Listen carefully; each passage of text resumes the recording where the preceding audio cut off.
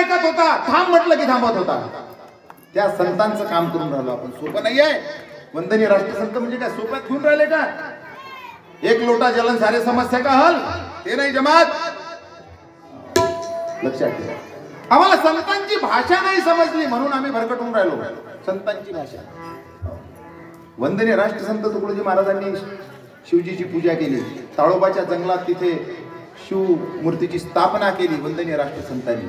आणि त्या भोळ्या शंकराला विनंती केली, भोळ्या गिरजावराला या रे प्रिय शंकराला, रे प्रिय शंकराला